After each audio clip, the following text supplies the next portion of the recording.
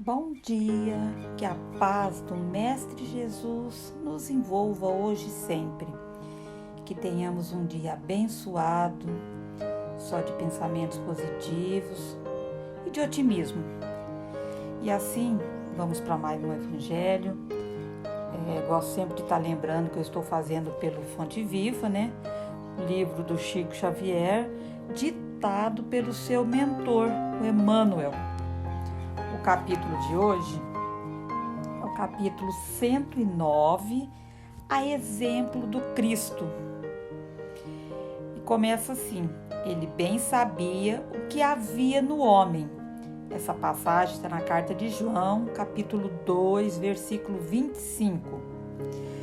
Sim, Jesus não ignorava o que existia no homem, mas nunca se deixou impressionar negativamente.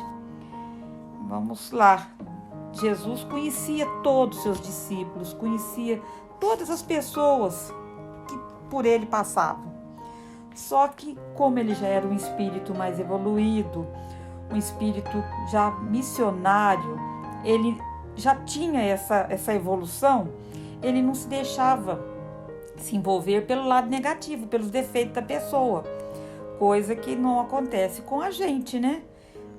Muitas vezes a gente só olha, nós olhamos só os defeitos do nosso parceiro, os defeitos do nosso irmão e esquecemos que todo mundo tem o lado bom, tem o lado positivo, tem virtudes. Mas é um processo em que estamos caminhando, né? Para tentarmos melhorar. Então ele continua dizendo assim: ele sabia que a usura, quer dizer, que a cobrança de taxas, né, de juros excessivos, morava com Zaqueu, quer dizer, Zaqueu tinha isso dentro dele.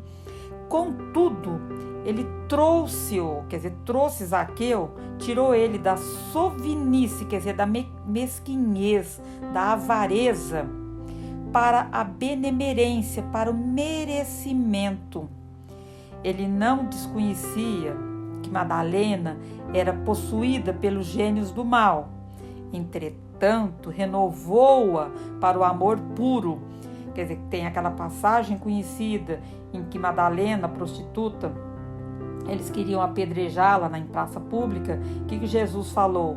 Quem não tiver pecado, não tiver nenhum pecado, que atire a primeira pedra.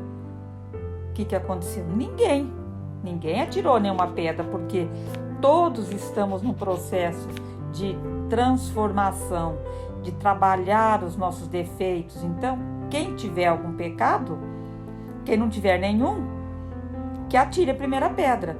Então, Jesus teve essa condolência, esse amor, essa compreensão com Maria de Madalena, sem pré-julgá-la. Ele estendeu a mão, ele ajudou Maria Madalena a fazer a transformação dentro dela, ela se transformar naquela mulher maravilhosa, diferente do que ela era, mas sem fazer julgamentos. Ele reconheceu a vaidade intelectual de Nicodemos, mas deu-lhe novas concepções da grandeza e da beleza da vida. Então ele sabia que o Nicodemos era muito vaidoso pelo conhecimento intelectual, mas ele conseguiu olhar o lado bom dele, a beleza dele, com que ele conseguiu também fazer essa transformação. Então, mostrando a ele a beleza da vida, a beleza do nosso eu interior, sem precisar se achar superior a ninguém. Ele identificou a fraqueza de Simão Pedro. Todavia, pouco a pouco, ele vai instalando no coração do Simão Pedro, né, do seu discípulo, a fortaleza espiritual que faria dele o sustentáculo do cristianismo nascente. Então, Jesus, conhecendo cada discípulo, cada irmão seu, ele sabia, ele ia identificando a falha maior que aquele irmão tinha, que aquele discípulo tinha, e dali ele tentava trabalhar de uma maneira como amigo mesmo, como irmão verdadeiro, para que aquele discípulo, aquela pessoa conseguisse trabalhar aquele defeito dentro dele e colocasse para fora o quê? O que ela tinha de melhor, o que ela poderia desenvolver de melhor para estar levando isso para quem estivesse convivendo com ela. Então ele tinha esse entendimento e essa bondade dentro dele, que sabia ajudar o irmão da maneira certa, fazendo com que o discípulo, o irmão ali, enxergasse o seu erro, onde ele estava falhando, e valorizasse, despertasse a beleza que ele tinha dentro de si. E ele coloca assim: Jesus vê as dúvidas de Tomé, sem desampará-lo, porque o Tomé só vendo para crer, né? O ditado popular. Mas ele nunca desamparou Tomé.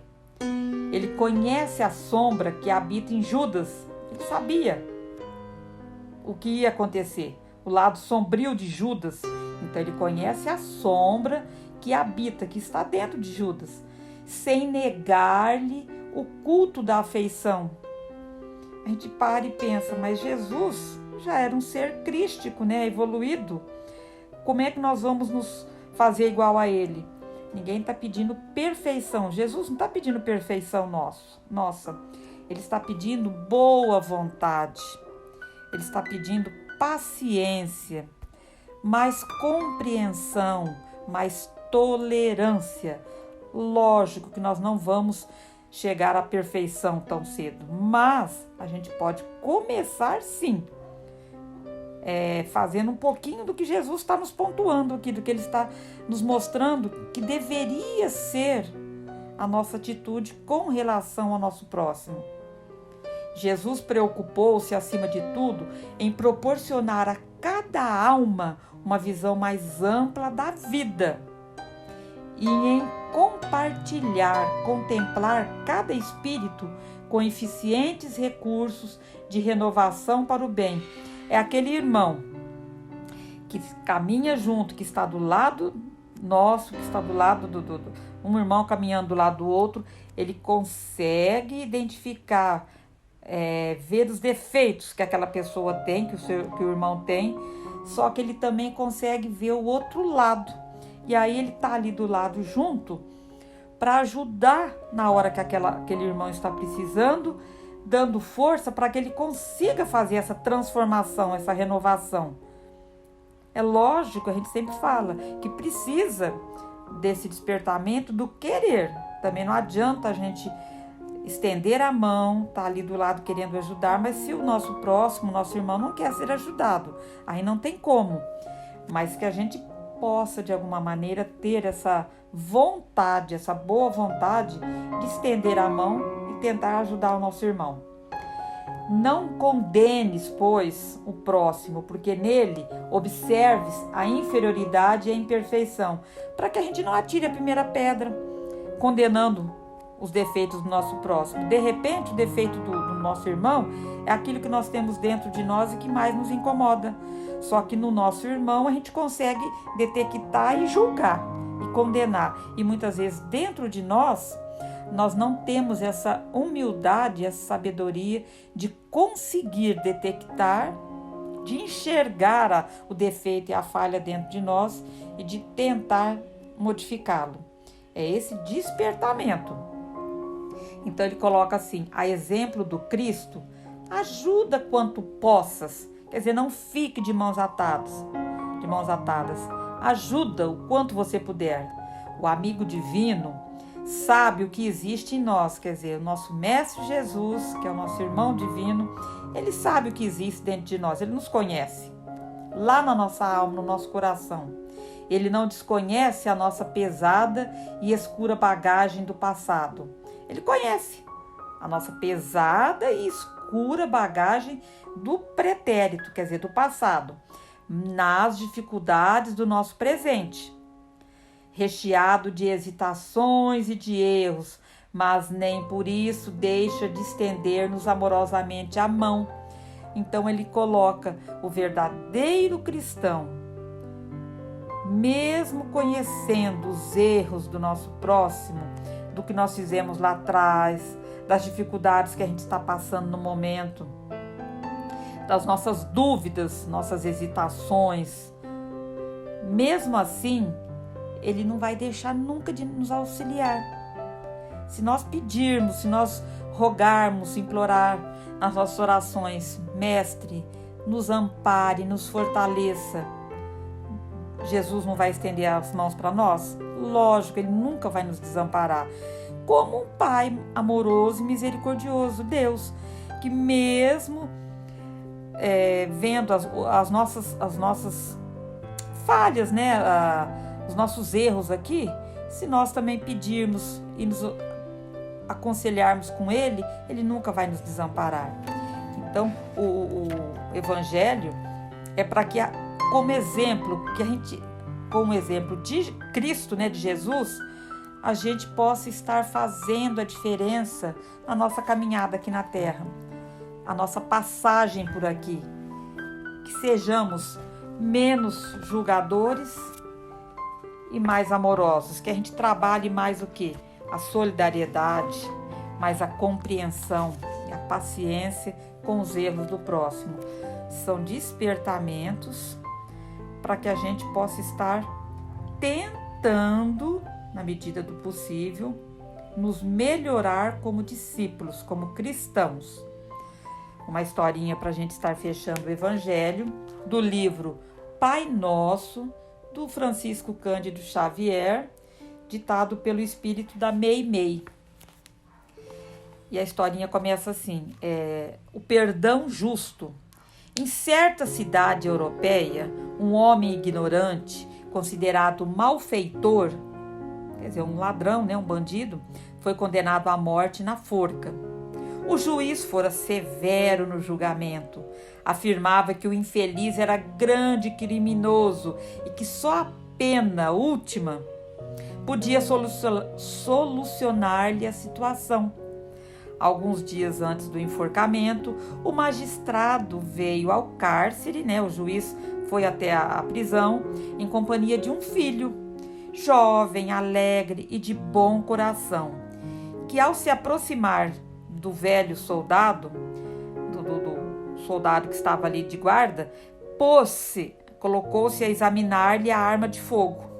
Sem que o rapaz pudesse refletir no perigo do objeto que revirava nas mãos, um tiro escapou.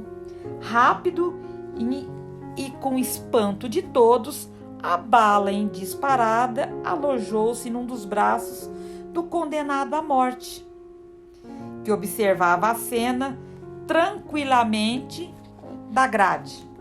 Banhado em sangue, ele foi socorrido pelo juiz e pelos circunstantes, pelas pessoas que por ali estavam, né?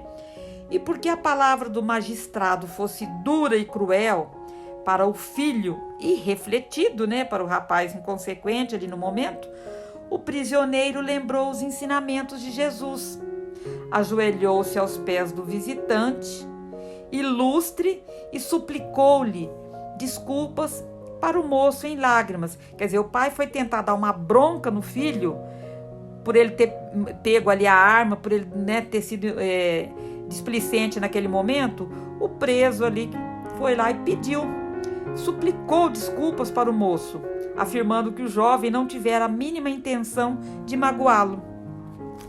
O juiz notou a profunda sinceridade do pedido, né, da rogativa, e em silêncio passou a reparar que o condenado era portador de um nobre coração e de uma grande bondade. No dia imediato, promoveu medidas para a revisão do processo que lhe dizia respeito, e em pouco tempo a pena de morte era transformada para somente alguns meses de prisão. Perdoando ao rapaz que o ferira, o prisioneiro encontrou o perdão justo para suas faltas, conseguindo desse modo recomeçar a vida em bases mais sólidas de paz, confiança, de trabalho e de alegria.